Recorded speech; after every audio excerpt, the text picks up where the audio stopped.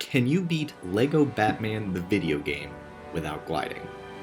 After completing the Arkham franchise without gliding, what's stopping me from attempting the same feat in the first piece of media that introduced me to the Dark Knight? Probably the YouTube algorithm, but that's what comments and likes are for. G'day chaps, 'tis I, ClownPuncher139. I've now made it my mission to remove gliding from every single video game that I own, starting with the first Batman media I consumed, Lego Batman. In Lego Batman, 15 of the Dark Knight's rogues gallery have escaped Arkham Asylum, and it's up to Batman and Robin to take them back. To help them along the way are various suits to bypass obstacles, such as bombs, magnet feet, and in accordance with this challenge, gliding. The glide suit does exactly what you'd think it does, slow Batman's descent to allow him to cross large gaps. I simply must forbid this from happening, and have condemned the glide suit to the Batcave. Thankfully, this suit is only available in a few levels throughout the game, not all of them. So, let's go ahead and list those levels now. For this challenge, I must complete Icy Reception, The Face-Off, There She Goes Again, Under the City, Penguin's Lair, and Joker's Home Turf without using the glide suit. I'll have to use any other means at my disposal, including glitches, but we'll get to those when the time comes. Aside from that, the only rules are to never use the glide suit, and all missions must be done on replay story. I'm not starting a brand new game for this challenge when a mere 40% of the game actually matters. And just like the original No Glide videos, I won't be talking about the levels in chronological order, rather order of difficulty. So, let's finally get started with number 6, Icy Reception. Well, let's actually start in chronological order with the first instance of the glide suit in the game, as this level actually sets the baseline for the challenges we'll face going forward, and gets us accommodated to the main workaround we'll be using. Contrary to popular belief, Robin is not useless in this game, and in this challenge, he's our best bet at solving problems. Robin has the most diverse moveset without the need of suits, being able to handspring, wall jump, and most importantly of all, drop kick. Having Robin attack while airborne will have him lunge forward with a kick, giving him a lot of momentum, nearly equivalent to using the glide suit. This kick is going to be the main method to crossing otherwise glidable gaps, and we see its first use as soon as we enter the ice cream factory. Normally, Batman is supposed to glide across this small gap, repair the bridge, and let Robin cross. Sadly, he left his wings at home, so it's up to Robin to kick his way across the gap and rebuild the bridge himself. This took a couple of tries, but getting across was oh so satisfying. The best way to do this is to jump from the corner of the ledge at the last possible moment and kick at the height of your jump. This just barely gets you across and allows you to continue the level. The next room has one more gap for us to cross, and I thankfully got it on my first try. Just jump at the last possible second again, then kick at the height of your jump to reach the bar to continue. Without that monkey bar there, I doubt this would be possible. Get the game confused a little bit, get Batman across, and finish the level like normal. So, solid mechanical introductions out of the way, what's next? Number 5, Penguin's Lair. With the previous level getting the basics out of the way, we must now put them to use only once in the finale to Penguin's story. This broken bridge seemingly requires the glide suit to cross. Because of stubbornness and how far along I was in the challenge at this point, I wasn't going to do that. Instead, I did my basic attempt of Robin's kick to get across, only to be met with disappointment once again. None of the moves I have can reach far enough, so this was a matter of getting creative. I tested a few more hypotheses, such as jumping from the railings, walking along the edge of the cliff, and even wedging my way up the slope. None of these worked, but one random attempt at jumping across led me to a revelation. This little box with the mini-kit can be stood on. It isn't slippery all the way, meaning you can stand on it and jump from it. So, that's exactly what I did. With just the right positioning, you can get Robin to stand on the edge of this box and do another drop kick to get to the other side. Rebuild the raft and let Batman cross, and complete the rest of the level like normal. Number 4, There She Goes Again. This level was just a case of pure stupidity, and I'm honestly embarrassed at how long it took me to beat. The first challenge was another basic dropkick, thanks to the monkey bar at the edge. Once again without it, I doubt I'd be able to continue. Not too long after is this area, which took the majority of my time in this level. This crane area requires the glide suit or a very well-timed dropkick to get across. How I inevitably got across was by hanging from the monkey bar, jumping, and using the kick at the last possible second so I could get as much distance as possible. This barely allowed me to cross as Robin, but a problem came into play in getting Batman across.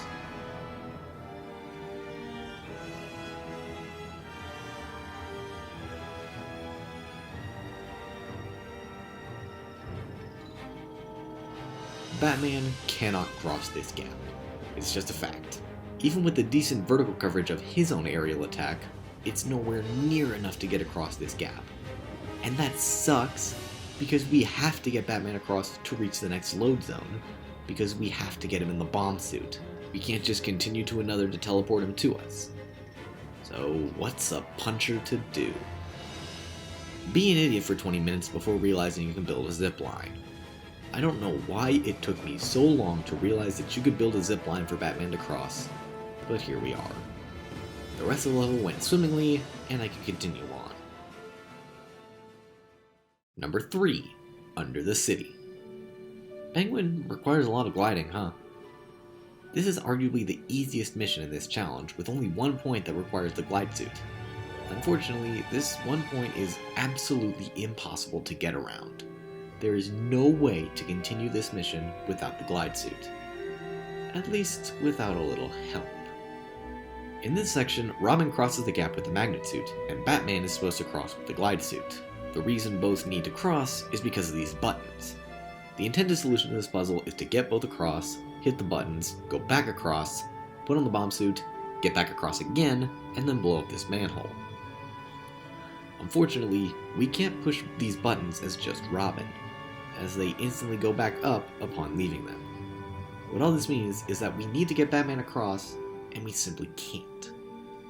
So, this is why glitches are allowed in this run. For literally no reason, you can clip through this manhole cover. Using the Batarang causes Batman and Robin to slightly lower their hitboxes. If you combine this with very specific positioning on the manhole, Robin can clip through with virtually no effort, forcing you into the next load zone and bringing Batman along with him. There are more areas in the game that you can do this, but this was the only point in the run that it was necessary. I was incredibly lucky to find a video with this exact clip, otherwise this run would be over. I'll link the video I found this glitch in the description. Number 2. Joker's Home Turf. This was one of the most difficult but most satisfying challenges I've gotten out of a no-glide run. Every other level was 1 or 2 challenges that I had to overcome, then would lead to me switching suits or we built around Robin's suits, and then I'd finish the level that way. The entirety of Joker's Home Turf is built around Batman having the glide suit. Not only is it the only Batman suit in this level, but it is used throughout the entire level. So taking it away created one of the best puzzles I've ever had to solve. You thought the GCPD sewers in Arkham Origins was a challenge? You haven't seen Joker's Home Turf. Let's start the level, and I'll explain every challenge I came across. The first challenge is this gap after the noxious pipes. Normally you'd glide, but you know that already, so let's get to the experiments. Obvious dropkick is obvious, and it failed. This was actually the easiest gap in the level to get around. These blocks on the pipes just to the side are actually solid, so Robin can kick onto them to cross and build the string for Batman to get across. The next room with the ungodly amount of toxic waste was what I thought would be the most impossible part of the game. This is the largest gap in the game, and is completely impossible to cross any way other than gliding. That would be mission failed if Robin wasn't the absolute MVP of this game, and I wasn't good at goofing off. The large suction device you use to clean up the goo in this room is exactly what we need to get up to this ledge. My first thought was bringing it up the stairs and jumping out of it to gain more height. I was met with disappointment, but it led to me being an idiotic genius. Remember in the beginning when I was breaking down Robin's moveset and didn't just mention the kick? The hand throwing is completely useless, but the other move I mentioned is far from it. Introducing the wall jump. With this move, Robin can jump slightly higher than a normal jump. It isn't quite as high as a double jump, but it will certainly help us reach that ledge. Get into the suction vehicle, drive it right under the ledge, jump out, cling to the wall, and jump off to reach the conveniently placed monkey bar and climb up. To reach the crate, rebuild the door mechanisms, and continue through the factory. Without mindlessly messing around, I would have never found this and just given up. Thank God I didn't, because the rest of this level is absolutely spectacular. The next challenge comes almost immediately after, as this room requires you to build an ice cream forklift using the contents of these boxes. One of the boxes is on a ledge that can only be accessed by gliding, and somehow isn't reachable with Robin's kick, despite the presence of a failure bar. After a few tries, I accidentally performed the clearly unintended strategy to get up. I promise I'm an honors student. Building the forklift gives us the destructive capabilities to build another forklift. Little did I know how important this forklift would be in continuing. The next obstacle comes very soon after. We need to disable these pipes to allow the dynamic duo to continue. As luck would have it, the switch to deactivate them is on the other side of a pit that neither Batman nor Robin can cross. As further luck would have it, the gap next to the pipes has an invisible wall, making it impossible to jump across. However, the forklift makes it so we don't have to obey the invisible walls. Driving the forklift off the edge at just the right angle, jumping out and kicking with Robin allows us to ignore non-existent walls and continue. Beat up the thugs, climb the ladder, and activate the switch the clearly intended way, and continue to the next and final problem. This gap is the last thing preventing us from facing the Mad Hatter. And boy, let me tell you, it was the worst one to get across. Let me go through some of the stupid measures this bridge uses to make sure you use the glide suit. First, an invisible wall at the start of the bridge. For absolutely no reason, there's a low-hanging wall preventing us from jumping at the end of this bridge. This isn't the biggest problem, but it does mean we have a lot less momentum to jump across with. And we need that momentum because of the second problem, an invisible ledge before the gap. For absolutely no reason again, the edge of the bridge has an invisible lip that kills any momentum we'd otherwise have while running across. This means we can't get enough speed to jump across, even with Robin's kick. On top of that, as you'd expect, the bars between the two slides are slippery, so it's an instant fail if we touch them. So how the hell did I get across? After wasting a good 15 minutes trying to get across, I went back to the previous room for the forklift, thinking I could use it to gain some extra height and make it across. Unfortunately, good game design beats pointless challenge logic, and it's impossible to get the forklift into this room. It was already nearly impossible to get the machine on the right level. As you can see, it clearly wasn't intended to go up elevators. Persistence came through though, and I got it up the lifts quite easily. But because you aren't even supposed to get it up here in the first place, the game doesn't want it to go into the next room. It will simply leave the forklift behind if you attempt to drive it in, which makes sense in some respects, but also is completely pointless in others. So how did I get across? I did the same thing as the GCPD sewers. I threw myself at this bridge again, and again, and again. And it eventually worked! The small lip I mentioned at the edge of the bridge can actually be used to give yourself a small height and distance advantage. If you jump off at just the right moment, with just the right amount of speed, and luck is perfectly on your side, you make it to the other side, build the bridge, and go beat up Mad Hatter, completing Joker's home turf. But, wait, isn't this only number 2? Yeah, about that. Number 1, the face-off.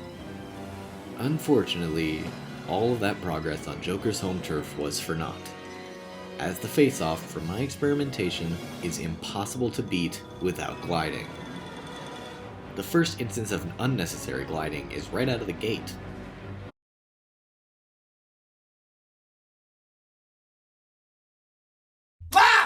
Normally you'd send Batman up this lift and have him glide across the gap with the glide suit. Since we don't want that, we have to find a different way across. Robin is no help here, as his kick won't reach far enough, even if he's the one on the high platform. And the small beam is a slippery surface, so even if we could balance our way across, we'd just slide off before reaching the end and be unable to jump. Thankfully though, we have a very sneaky way to cross that I can guarantee nobody intended. The truck we need to get across can balance on this beam for long enough to nearly cross the whole gap. All we have to do is put Robin in the truck, drive it across the beam as far as possible, and then jump out and kick, and we make it across. The rest of the level plays out as normal until we scare off Two-Face. After beating up the thugs, we're presented with the stupidest end of a no-glide run, even beating out the Arkham Knight airships. This tiny gap requires Batman to glide across to hit the switch. No matter what I tried, there is no way to get either Crusader onto the other platform without the glide suit. Robin's kick doesn't go far enough. Batman's pound doesn't reach high enough. Rolling from the top step doesn't reach high enough. Wall jumping doesn't reach high enough or provide enough control to angle toward the ledge. Absolutely nothing can reach this switch except the glide suit. I even got desperate enough to enter 2-player mode to attempt some camera shenanigans, but went absolutely nowhere there either. I even tried looking up some more glitches for this section, but came up blank. If anybody out there knows some way to clip into the vault, or any wall for that matter, to skip flipping this switch, please let me know in the comments, because after this, there are no other problems. If we can find a way to clip into the vault, then LEGO Batman the video game could be beaten without gliding. Unfortunately though, that simply isn't the case, as this one stupid gap requires the glide suit. So no, it is not possible to beat LEGO Batman the video game without gliding. It's sad, honestly. We came so far in so many different areas, and the Riddler is once again beating us. I hope you enjoyed the Snow Glide run. I currently have one more in the works, and it's bound to be the hardest yet. The Legend of Zelda Breath of the Wild without gliding. I don't plan on doing this challenge with other LEGO Batman games, mostly because I simply don't have them. But if you know of any other games that have a gliding mechanic, feel free to let me know in the comments below. At this point, it's my mission to remove gliding from every game I can get my hands on. Or if you have a challenge suggestion for an Arkham game specifically, feel free to comment that too. I'm currently working on Arkham City without using quickfire gadgets, so look forward to that in the very near future. It's bound to be interesting. With all that in mind, feel free to like, subscribe, and share this video around. Thanks for watching, and I'll see you later, chaps.